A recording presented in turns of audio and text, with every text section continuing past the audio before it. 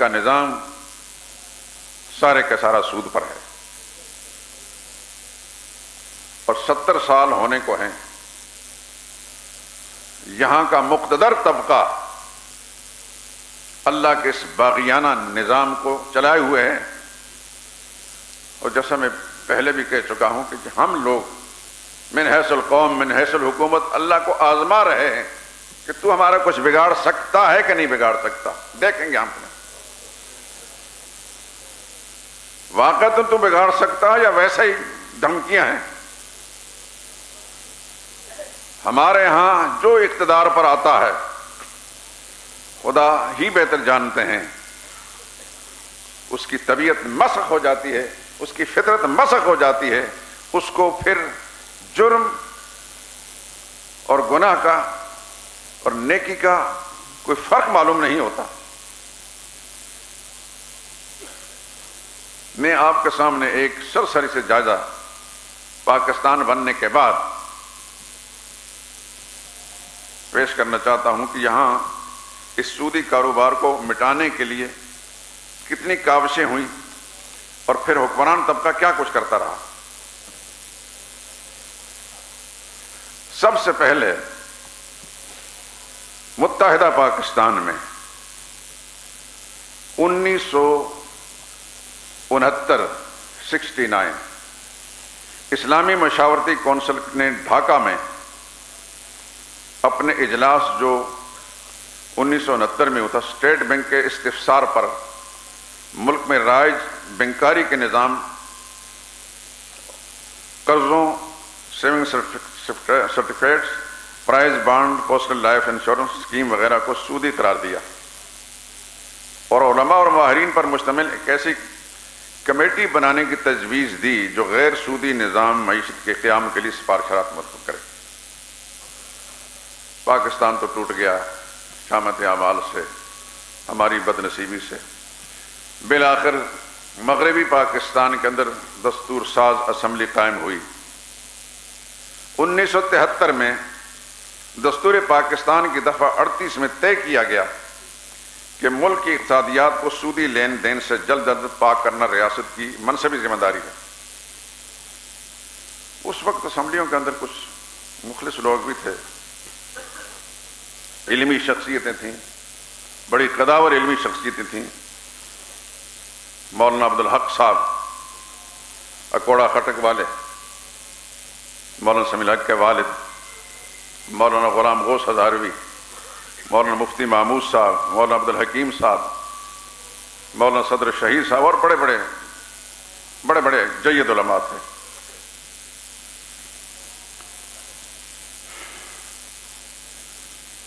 دستور میں واضح طور پر کہا گیا کہ 9 سال کے عرصے میں ملک کے پورے قانونی، معاشی اور معاشرتی نظام کو اسلامی ڈھانچے میں ڈال دیا جائے۔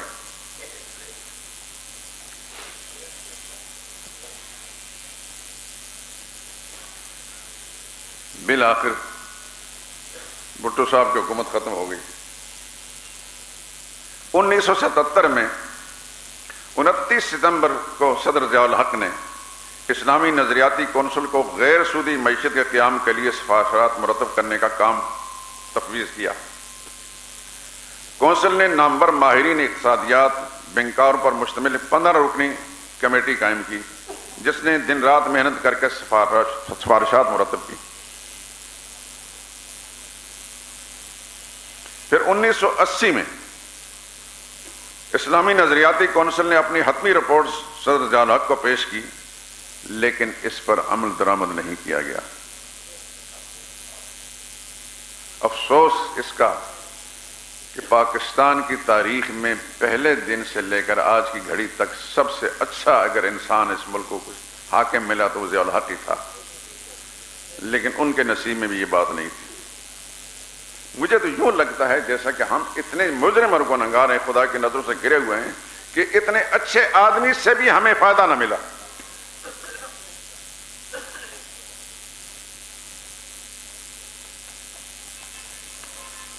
1981 میں وفاقی شرعی عدالت قائم کی گئی،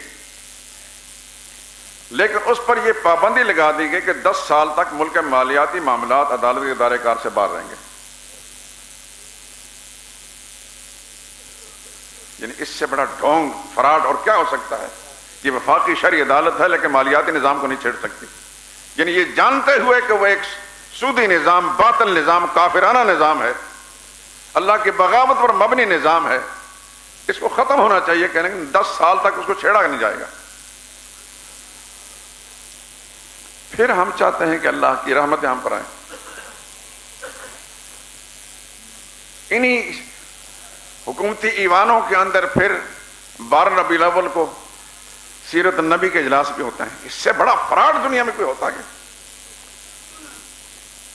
جس نبی کی سیرت پر یہ اجلاس منعقد ہوتے ہیں، اس نبی پر نازل ہونے والا قرآن کریم کے اندر لکھا ہے کہ جو سودی کاروبار سے باز نہیں آتے وہ خدا کے ساتھ جنگ کرنے کے لیے تیار ہو جائیں.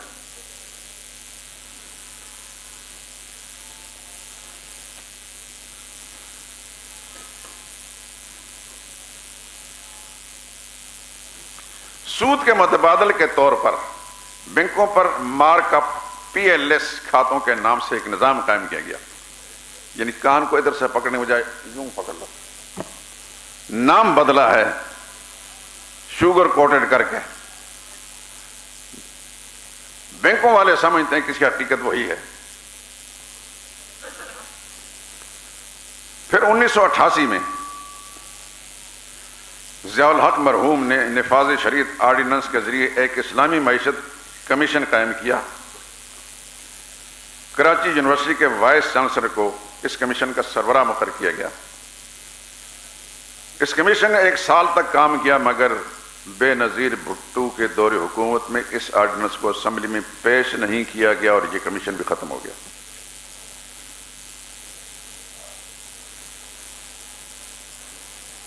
مسلمان حکومتیں کیا کیا کرتی رہیں.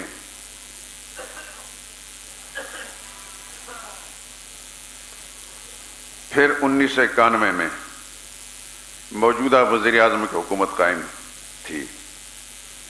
ان کے حکم سے ایک کمیٹی پروفیسر خورشید احمد کی سربراہی میں غیر ملکی قرضوں سے نجات اور خود انحصاری کے لیے قائم کی گئی، جس نے تھوڑے عرصے میں اچھا کام کر کے رپورٹ پیش کی.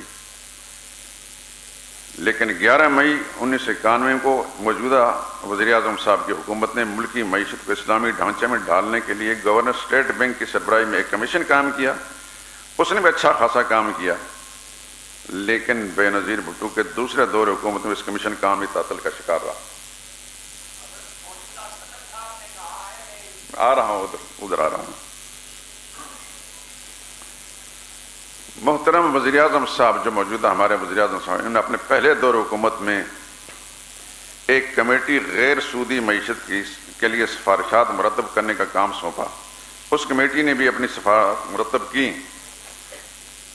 14 نومبر 1991 کو وفاقی شرعی عدالت جسٹس تنزیل الرحمان کی سربراہی میں طویل سماعت کے بعد بینک انٹرسٹ کو ربا قرار دیا، سود قرار دیا گیا اور حکومت کو 6 ماہ کی مہلت دی تاکہ ملکی معیشت کو سود سے پاک کر دے.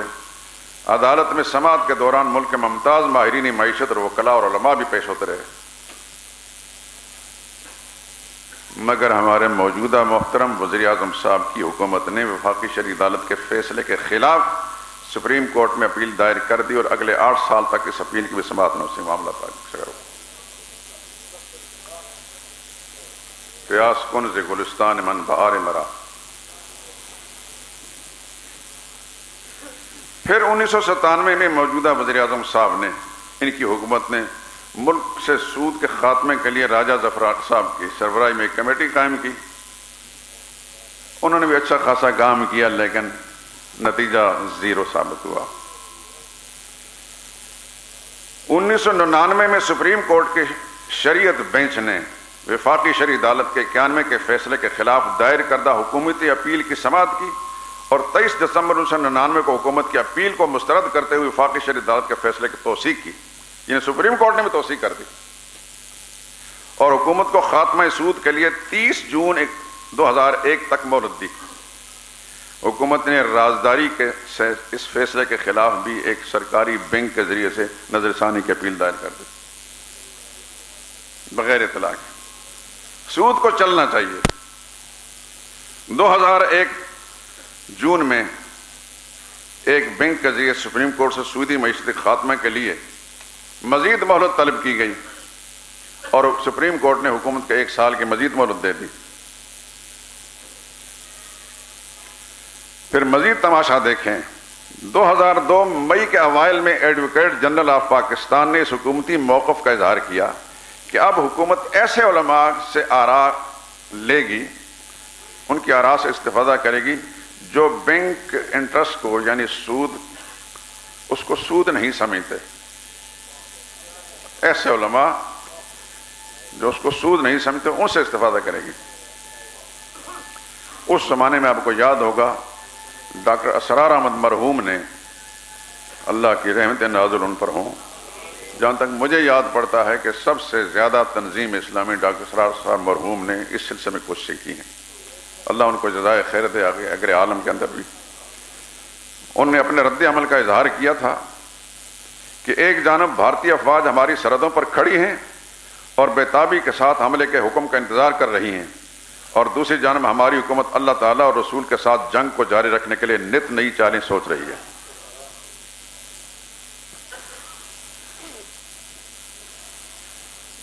پھر 10 سال 2002 سے لے کر 2012 تک 10 سال تک وفاقی شرعی عدالت میں اس کیس کی سماعت کی نوبت نہ آئی۔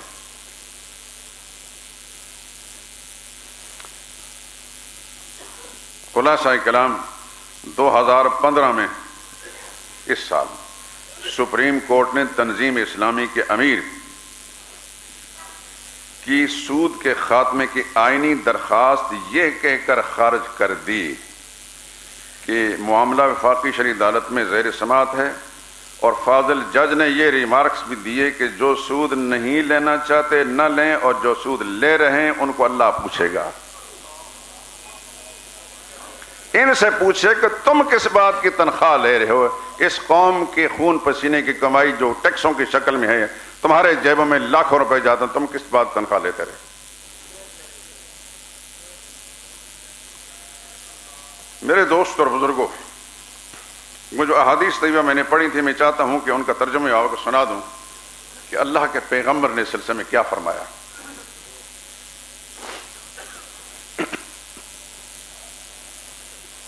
سیدنا ابو ہریرہ رضی اللہ تعالیٰ عنہ سے جو پہلی روایت میں نے پڑھی تھی، سرور کائنات صلی اللہ علیہ وسلم فرمایا 7 گناہ تباہ کن گناہوں سے بچو جو تباہ کن ہیں۔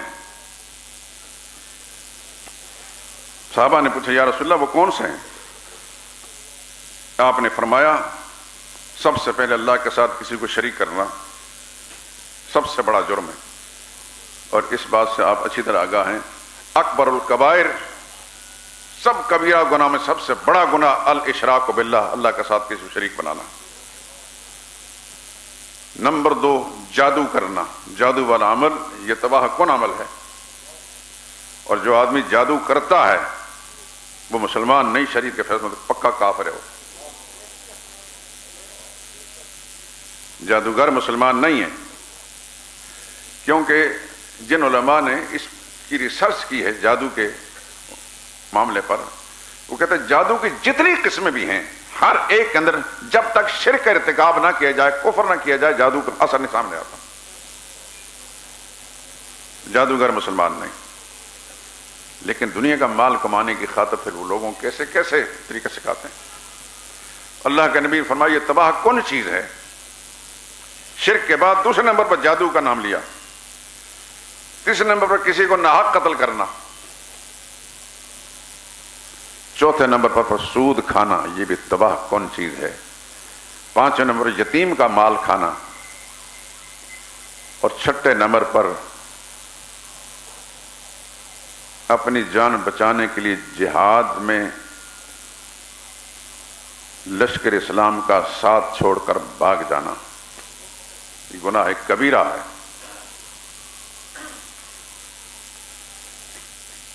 اور 7ویں نمبر پر پاک دامن اللہ کی نیک بندیوں پر زنا کی تہمت لگانا، بہتان باندھنا، یہ بہت بڑا تباہ کن گناہ ہے۔ دوسری حدیث جو میں نے آپ کے سامنے پڑھی تھی اس کا ترجمہ میں سنا دیتا ہوں۔ سیدنا ابو ہریرہ راوی ہیں، سرور کائنات نے فرمایا الربا 70 حوبا، سود کے 70 قسم کے گناہ ہیں۔ لیکن اگلی بات دل تھام کر سننا. ایسرها ان ينكح الرجل امه، 70 سنگین گناہوں میں سے سب سے ہلکا گناہ سود کا یہ ہے کہ گویا اپنی ماں کے ساتھ بدکاری کی ہے.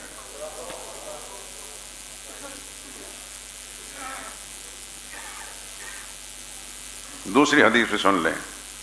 حضرت عبداللہ بن حنظلہ رضی اللہ تعالیٰ عنہ راوی ہیں. سرور کائنات صلی اللہ علیہ وسلم نے ارشاد فرمایا درہم الربا یاکلہ الرجل، سود کا 1 روپیہ جو انسان کھاتا ہے، وَهُوَ يَعْلَمُ، جبکہ وہ جانتا ہے کہ یہ سود ہے، أَشَدُّ مِن 36 زِنِيَّةٍ، 36 مرتبہ بدکاری اور زنا کرنے سے زیادہ بڑا جرم اور خبیث کام ہے.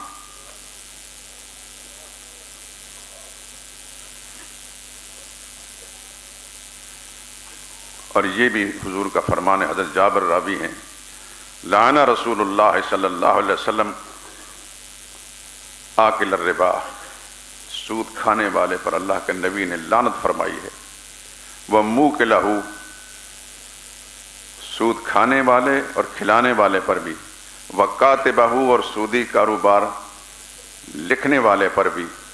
وشاہدہ، اس پر گواہ بننے والے پر بھی اللہ کے رسول نے لعنت فرمائی. وقال ہم سواء، فرمایا یہ گناہ اور جرم کے اندر سب برابر ہیں. ایک اور حدیث میں سنا دیتا ہوں. حضور صلی اللہ علیہ وسلم نے فرمایا کہ جب مجھے معراج پر لے جایا گیا، اتیت لیلۃ اسری بی، معراج کی رات میرا گزر ہوا ایک ایسے گروہ پر، علی قوم، ایسے گروہ پر، بطونہم کالبیوت، جن کے پیٹ اتنے بڑے بڑے تھے جس طرح مکان ہوتے ہیں. فیہ الحیات ترا من خارج بطونہم، اور وہ ان کے پیٹ سانپوں سے بھرے ہوئے تھے جو باہر سے دکھائی دے رہے تھے. فقلت من ہؤلاء، میں نے جبریل امین سے پوچھا یہ کون لوگ ہیں؟ قال ہؤلاء اکلۃ الربا، یہ سود خور لوگ ہیں.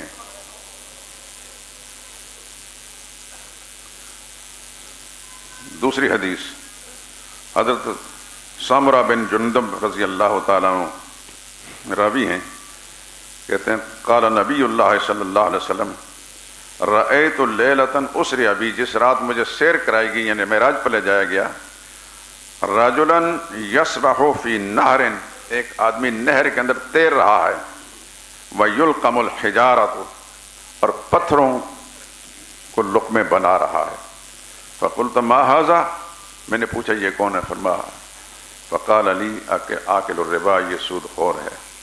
یعنی یہ اس کے انجام بتائے جا رہے ہیں. اور یہ بھی فرمایا، عبداللہ بن مسعود راوی ہیں اللہ کے نبی، ان الربا وان کثر فان عاقبته تصیر الی قل، سود کی رقم، سود کے مال بہت زیادہ جمع ہو جائے اس کا انجام خسارہ اور تباہی ہے. اور آپ حضرات تو روزمرہ کی زندگی میں بہت کچھ دیکھتے ہوں گے. ہم لوگ کاروباری نہیں، مسجد کے خادم ہیں، لیکن بہت ساری مثالیں ہمارے سامنے ہیں. بڑے بڑے لوگ سود کی لعنت میں گرفتار ہوئے، ان کی بلڈنگیں بک گئیں، مکان بک گئے، جائیدادیں بک گئیں، کوڑی کوڑی کو ترسنے لگے. ان کے تو ہم گواہ ہیں. اگر کوئی سودی کاروبار کرنے والا وقتی طور پر آپ کو بڑا خوشحال آسودہ حال نظر آتا ہے، مت سمجھیے کہ اللہ تعالیٰ اس کے معاملے پر راضی ہیں. اللہ نے اس کو ڈھیل دے رکھی ہے.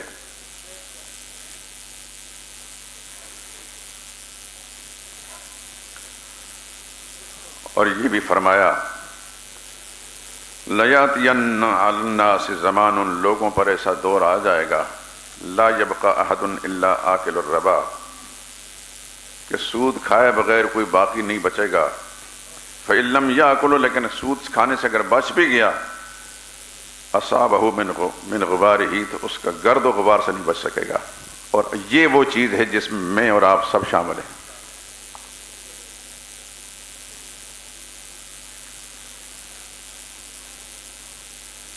چاہے اس میں ہماری رضا نہ بھی ہو.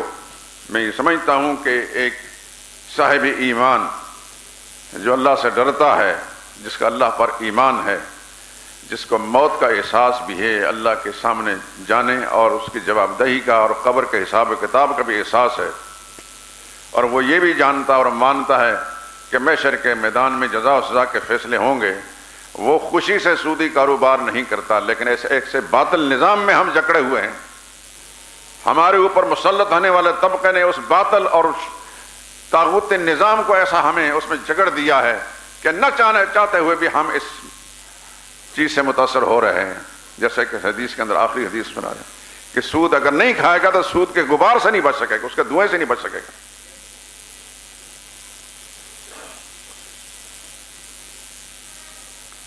میرے دوستو، ابھی ہمارے مولانا فاروقی صاحب مجھے متوجہ دلا رہے تھے، کل ہی کے اخبارات میں یہ خبر چھپی. آج اگرچہ تردید بھی آئی لیکن ایک بڑے صحافی نے لمبا چوڑا مضمون بھی اس پر لکھ دیا کہ جناب ممنون صاحب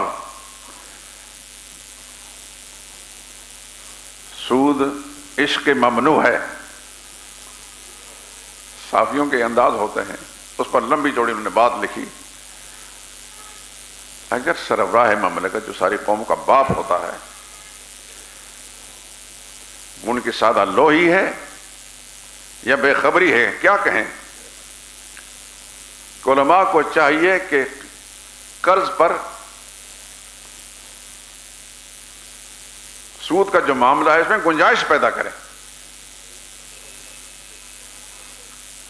کل کو یہ بھی کوئی کہے کہ معاشرے کے اندر ایسے حالات پیدا ہو چکے ہیں کہ مرد و زن کے اختلاط کے سبب سے لوگ زنا میں مبتلا ہو گئے. اب یہ ایسی چیز ہے کہ اس سے چھٹکارا بڑا مشکل ہے، اس کے لیے گنجائش پیدا کی جائے.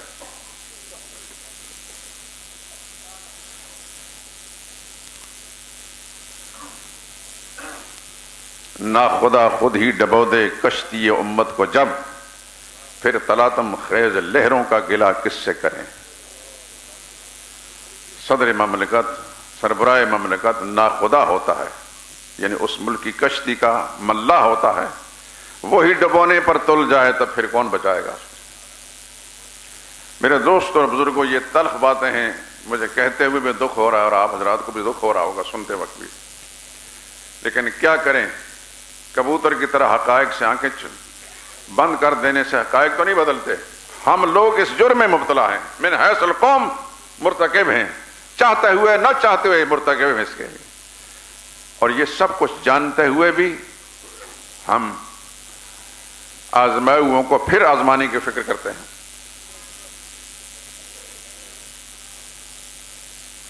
میں ایک مسجد کا درویش ہوں، مسجد کا خادم ہوں، لیکن میں محسوس کر رہا ہوں کہ اس معاشرے کے اندر رہتے ہیں کہ جس طرح موجودہ حکومت نے اس پاکستانی قوم پر پے در پے عذاب نازل کیے ہیں، اس کی مجھے ماضی میں کوئی مثال نہیں ملتی.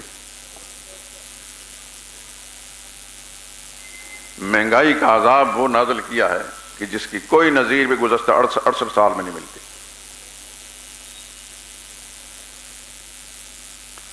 جو آدمی تو ناجائز کمائی کرتا ہے اس کو محسوس نہیں ہوتا، جو حلال و حرام کی تمیز نہیں کرتا اس کو محسوس نہیں ہوتی یہ بات، جس نے بہت کچھ لوٹ کھسوٹ کی ہے اس کو محسوس نہیں ہوتی. پوچھئے اس انسان سے جو محدود تنخواہ لیتا ہے، دو چار بچے ہیں، کرائے کے مکان کے اندر رہتا ہے، اس سے پوچھئے کہ تو بجلی کا بل کیسے ادا کرتا ہے. بجلی کے بل کی شکل میں جو بم گرائے گئے ہیں اور گیس کی شکل کے اندر، تو کرایہ کیسے ادا کرتا ہے، بجلی اور گیس کا بل کیسے دیتا ہے، پانی کا بل کیسے دیتا ہے. تو بھی حق رکھتا ہے کہ تیرے بچے تعلیم حاصل کریں، ان کی فیسیں کیسے دے سکتا ہے. تو بھی حق رکھتا ہے کہ تیرے بچے پیٹ بھر کر کھانا کھائیں.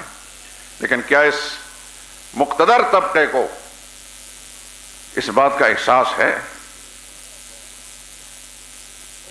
کہ اس ملک کے اندر وہ غریب طبقہ، یہ ملک ہے ساری دنیا کے اندر، پوری روئے زمین پر یہ ملک ہے جس کے اندر یہ مثالیں موجود ہیں کہ یہاں کے بسنے والے بے شمار لوگ اپنے بچوں سمیت خودکشی کر چکے ہیں اس لیے کہ حالات کا مقابلہ نہیں کر سکتے۔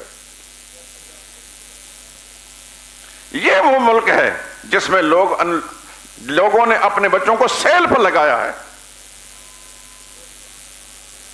اور میڈیا کے ذریعے سے آئے دن آپ دیکھتے ہی رہتے ہیں۔ اب تو سوشل میڈیا نے سب کچھ کھول کر رکھ دیا، جن چیزوں کو حکمران طبقہ چھپاتا ہے وہ بھی کھول کر آ گئی ہے۔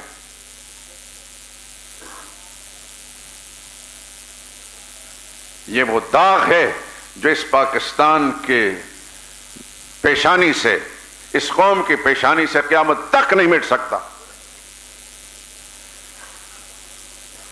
مسلمان حکمران تو یوں کہتا ہے، یوں محسوس کرتا ہے، دریائے فرات کے کنارے پر جہاں وافر پانی ہے دریا پر، کتا پیاسا مر جائے میں اپنے آپ کو خدا کے سامنے جواب دہ سمجھوں گا۔ وہاں کے مقتدر طبقے کو، جن کی دولت کا کوئی حساب نہیں، اس ملک کے اندر لوگ بھوک سے مرتے ہیں، خودکشیاں کرتے ہیں، وہ ٹس سے مس نہیں ہوتے۔ میں سمجھتا ہوں، یاد رکھیے میرے دوست، بات تو بڑی تلخ ہے، لیکن جتنی بڑی اس کی ذمہ داری ہے اتنا ہی خدا کے سامنے مسئول و جواب دہ ہوگا۔ ایک ایک فرد کا حساب دینا ہوگا حکمران طبقے کو۔ یہ پھولوں کی سیج نہیں، یہ اقتدار پھولوں کی سیج نہیں ہے، یہ کانٹوں کا پل ہے۔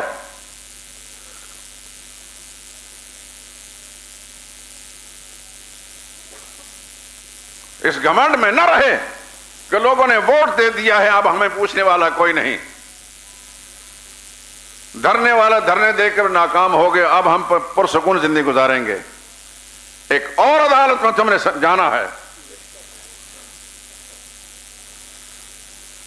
اور اس کی پکڑ ان بطش ربک لشدید سنستدرجہم من حیث لا یعلمون۔ اللہ کہتے ہیں ہم ڈھیل دیتے ہیں ان کو ایسے انداز سے پتہ بھی نہیں چلتا۔ وَأُمْلِي لَهُمْ إِنَّ كَيْدِي مَتِينٌ، مہلت دے رہا ہوں، میرا داؤ بڑا مضبوط ہے۔ إِنَّ أَخْذَهُ عَلِيمٌ شَدِيدٌ إِنَّ بَطْشَ رَبِّكَ لَشَدِيدٌ، تیرے رب کی پکڑ بڑی سخت اور دردناک ہوتی ہے۔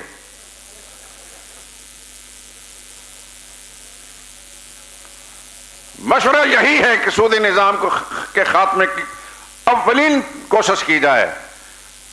یوں تو پوری دنیا کی حکومتیں، خاص طور پر پاکستان جس طرح کے حالات میں گھرا ہوا ہے، ادھر انڈیا ہے، ادھر کچھ اور مہربان ہیں، مت سمجھے کہ ہمارے ہمدرد ہیں، مت سمجھے کہ ہمارے ہمدرد ہیں، اور اگر کوئی سمجھتا ہے کہ ہمارا دوست ہے کوئی ملک، تو وہ احمقوں کی جنت میں رہتا ہے۔ دنیاوی حکومتیں تمہاری دشمن انہوں نے گھیر رکھا ہے، وہ کسی حکم کا انتظار کر رہی ہیں، اور اللہ اس کے رسول کے ساتھ بھی جنگ کرنے کا تم نے فیصلہ کر لیا ہے، تو پھر تمہاری مدد کے لیے کون آئے گا؟ ان ینصرکم اللہ فلا غالب لکم، اللہ تمہاری مدد پہ آ گئے تو پھر تم پر کوئی غلبہ نہیں پا سکے گا۔ وَإِن يَخْذُلْكُمْ، اور اللہ نے تمہیں رسوا کر دیا، چھوڑ دیا، فَمَنْ ذَا الَّذِي يَنْصُرُكُم مِّن بَعْدِهِ، پھر اللہ کے بعد پھر تمہاری مدد کرنے کے کون آئے گا؟ اور یہ بات میں اس سے پہلے بھی کہہ چکا ہوں اور آج پھر کہتا ہوں دوستو، بہار زندگی ہے چند روزہ، نہ چل تو سر کو اٹھا اٹھا کر۔ خدا نے ایسے کتنے ہی نقشے مٹا دیے ہیں بنا بنا کر۔ عاد کو بھی اللہ نے اس دھرتی پر بہت عروج دیا تھا، پھر اللہ تعالیٰ کا ایک کوڑا آیا، آندھیوں کی شکل میں نام و نشان مٹا کر رکھ دیا۔ سمودیوں کو بھی بڑا عروج دیا تھا، بڑی سائنسی فنکاریاں تھیں ان کے پاس، اور اللہ نے زمین کو جب ہلایا، پیوند زمین کر دیا، نام و نشان مٹ گیا۔ آج ان کا ایک وارث بھی اللہ کی دھرتی پر نہیں ہے۔ خدا بناتا بھی ہے اور مٹا بھی دیتا ہے، جب مٹا دیتا ہے تو پھر وہ بنا دیتا ہے۔ ما خلقکم ولا بعثکم الا کنفس واحدہ، مت سمجھو کہ اللہ کو بڑی دیر لگے گی دوبارہ دنیا آباد کرنے کے لیے۔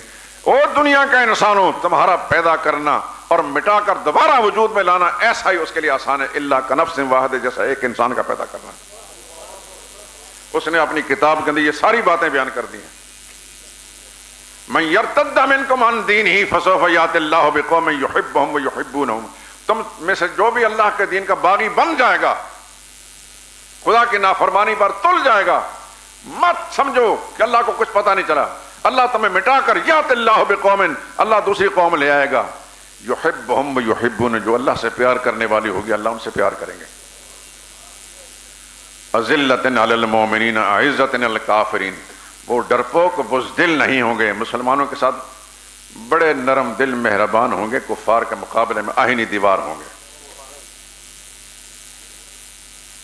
کفار کی خوشنودی کی خاطر چن چن کر مسلمانوں کو دہشت گرد قرار دے قتل نہیں کریں گے، وہ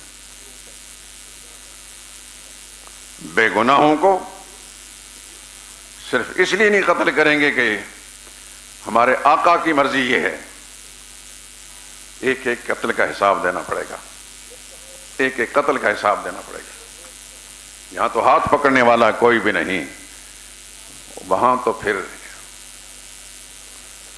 اللہ اکبر، ایک ایک بھائی کا حساب ہوگا، معمولی یہ بات کسی کا قتل کرنا، انہ من قتل نفسا بغیر نفس فکانما قتل الناس جميعا، ایک انسان کا قتل کرنا بے گناہ انسان کو جیسے اس نے پوری انسانیت کو قتل کرنا۔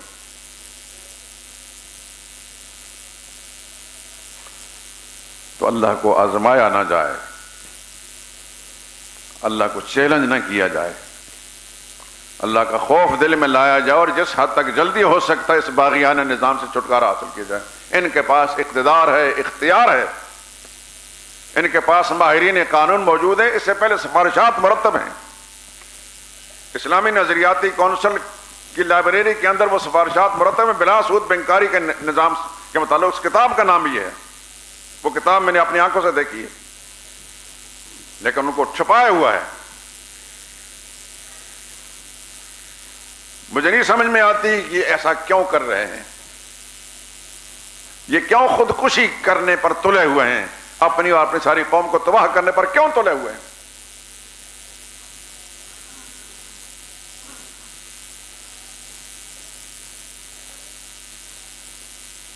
بہرحال میرے دوستو، یہ چند معروضات تھیں، میں نے آپ حضرات کے سامنے یہ بات عرض کر دی کہ یہ ایک ایسا جرم اور ایسا گناہ ہے، اس کو اللہ نے اپنے ساتھ اعلان جنگ قرار دیا ہے۔